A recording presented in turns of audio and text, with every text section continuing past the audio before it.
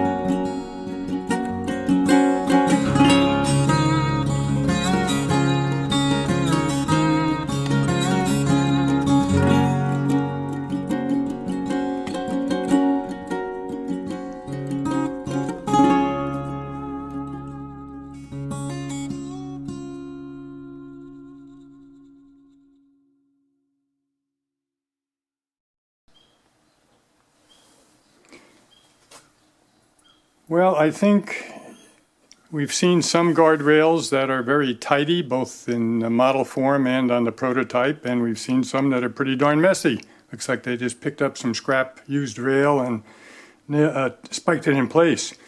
For my layout, I do the tidy type, and you can also see in the real world some short bridges that have no guardrails. You have some where the guardrail starts when the bridge starts and ends when the bridge ends, and others that extend a few feet beyond the bridge in either direction. So it really is up to you. But I grabbed some old rail and make mine a couple feet longer than the bridge on both sides. I have a selection of old brass Code 100 rail that I don't use on the layout anymore, and I use for things like this. And or you can use nickel silver, whatever you have. But you want to start with two identical length pieces of rail, and you lay it on its side, and either on a piece of wood or on the back of your vise, take a mill bastard file, and you want to lay it on its side, and you want to file it down to just the web. You want to get rid of the flange at the bottom that you use to spike the rail down, and I even file off just a bit of the overhanging rail at the top, and do this for about the last 4 feet, scale feet of your rail. So do that on both ends. Make sure you're filing on the same side of the rail. And I'll show you what this looks like from on top in a minute.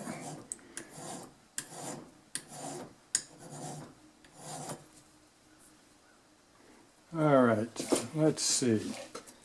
I take something that's black and I hold this rail against it.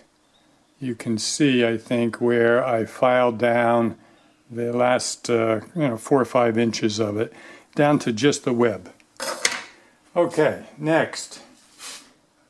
And here I want to make sure that I am about the same distance in on all of the ones that I do. Lay it on that on its side again with the part that you just filed facing up, and take about 3 to 4 feet in.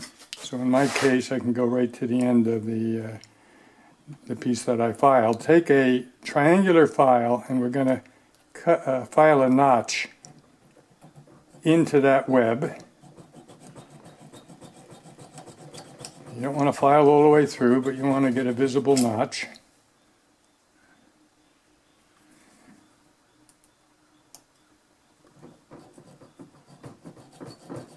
And now do the same thing on the other side. Again, a scale 3 to 4 feet in.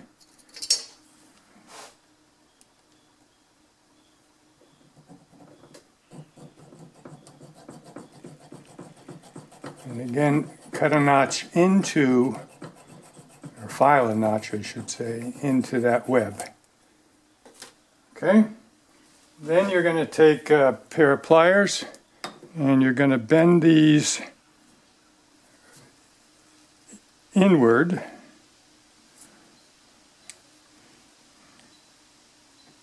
I'll show it against the black thing again. And what you want to do is have them both bent in about the same amount. How much you bend them is going to determine how much room there is between the two rails and the guardrail. Okay, you can see that. Now I've already done that with the other rail.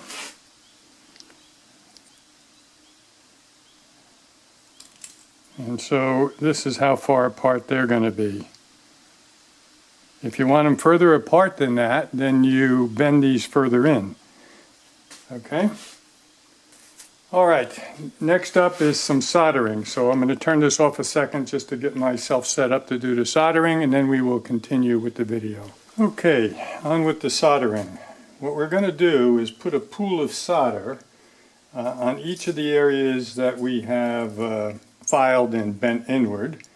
So first we're going to put a little bit of flux on. I still have an old tube of Radio Shack rosin flux, but use whatever you're used to using.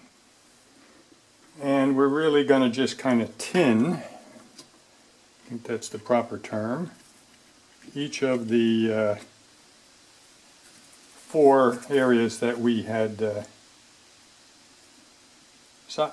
filed and bent on these guardrails. Now I had already done the same thing to these other ones. I think you can see. Let me get my black plastic again. Alright, so we have a pool of solder on the inside of each of those areas that we bent. And putting them down the way you would have them on your ties. Get them kind of lined up here.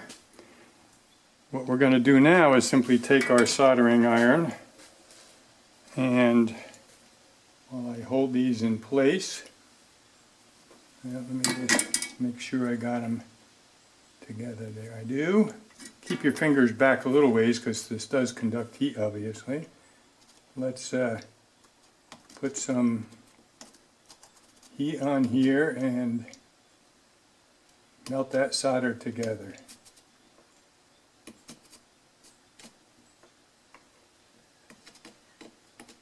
You can always tidy it up with a file later on. Just hold it for a minute while it cools. Turn it around. We're going to do the same thing to this side.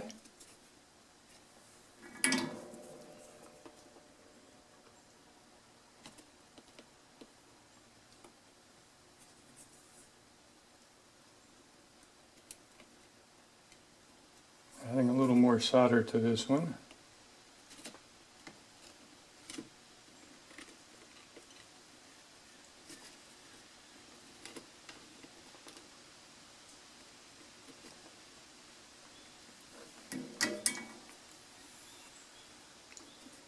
Let it cool, and there you have your guardrails. Now you can see they're towing in a little bit, but when you put them down and spike them, you even that out.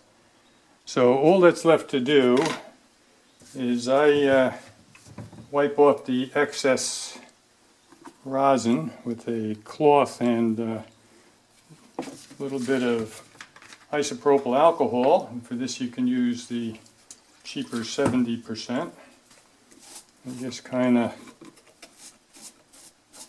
get this off so that it doesn't continue to interact with the brass.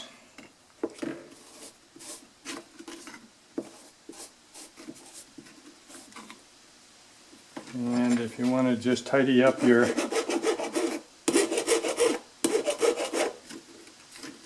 soldering on each side here.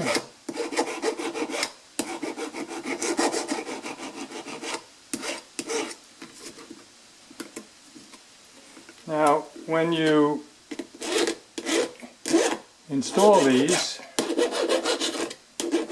you're going to weather your track, you're going to weather this at the same time. Get rid of the shiny solder that might be showing. But there you go. Set of guardrails. It doesn't take very long, very simple way to do it. Hope this is helpful. If you, now that I've shown you how messy some guardrails are, you can do whatever you want. But you know, sometimes the stuff that we see in the real world that's messy, when we do it in a model, people just think we're messy modelers. So yeah, it's better, I think, to put a nice neat set of guardrails down on your bridges. All right, that's it for this video. As usual, if you enjoyed the video, please give it a thumbs up. And if you have not already done so, please subscribe to the channel. Talk to you again soon.